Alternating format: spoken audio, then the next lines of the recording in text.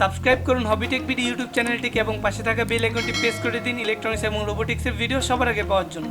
আসসালামু আলাইকুম ভিউয়ার, স্বাগতম জানাচ্ছি হবিটেক বিডি চ্যানেলে আরেকটি নতুন এপিসোডে। আজকে ভিডিওটিতে আমরা একটি লিথিয়াম আয়ন ব্যাটারি চার্জার দেখব। এই লিথিয়াম আয়ন ব্যাটারি চার্জারটিকে ব্যবহার করে আপনি খুব সহজে লিথিয়াম আয়ন ব্যাটারিগুলোকে চার্জ করে নিতে পারবেন। বর্তমান সময়ে বিভিন্ন প্রজেক্টে কিন্তু আমরা এই লিথিয়াম আয়ন ব্যাটারিগুলোকে ব্যবহার করে থাকি। তো অনেকেই আছেন এই লিথিয়াম আয়ন ব্যাটারিগুলোকে কীভাবে সঠিক নিয়মে চার্জ দিতে হয় তা জানেন না, অথবা ভুল চার্জার দিয়ে চার্জ দেন, যার ফলে এই লিথিয়াম আয়ন ব্যাটারিগুলো কিন্তু খুব দ্রুতই নষ্ট হয়ে যায়। তো আপনারা যদি এই চার্জারটি ব্যবহার করে ব্যাটারিগুলোকে চার্জ করেন তাহলে আপনার ব্যাটারি হেলথ কিন্তু অনেক ভালো থাকবে।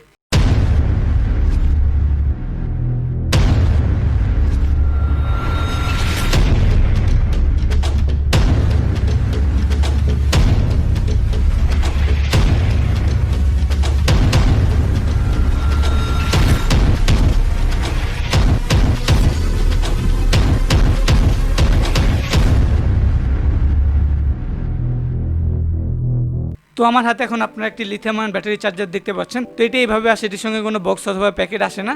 তো এই লিথিয়াম আয়ন ব্যাটারি চার্জারটির মার্কেট প্রাইস হলো 150 থেকে 200 টাকা অনলাইনে, আর আপনারা যদি অফলাইনে কিনেন তাহলে আরও কিছুটা কম দামে পেয়ে যাবেন। আমি চেষ্টা করবো এই ভিডিও নিচে ডিসক্রিপশনে কয়েকটি অনলাইন শপের লিঙ্ক দেওয়ার। তো এই চার্জারটি এইদিকে আপনারা দুটি স্লট দেখতে পাচ্ছেন। তো এই দুটি স্লটের মাধ্যমে কিন্তু আপনারা চাইলে একসাথে দুটি ব্যাটারি চার্জ দিতে পারবেন।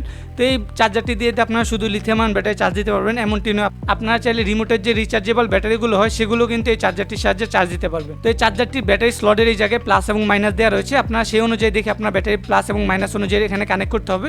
তো আমি এখানে প্রথমে একটি ব্যাটারি কানেক্ট করে নিচ্ছি।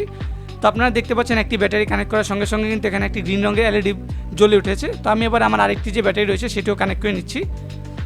তো এবার আপনারা দেখতে পাচ্ছেন এখানকার যে এলইডি রয়েছে সেটি কিন্তু গ্রিন হয়ে গিয়েছে। তো এবার আমরা যদি এটিকে সরাসরি বিদ্যুতের সঙ্গে সংযোগ দিই তাহলে আমাদের যে এলইডি রয়েছে সেটি গ্রিন থেকে রেড হয়ে যাবে, এবং আমাদের ব্যাটারিগুলো যখন ফুল চার্জ হয়ে যাবে সেগুলো তখন আবার গ্রিন হয়ে যাবে।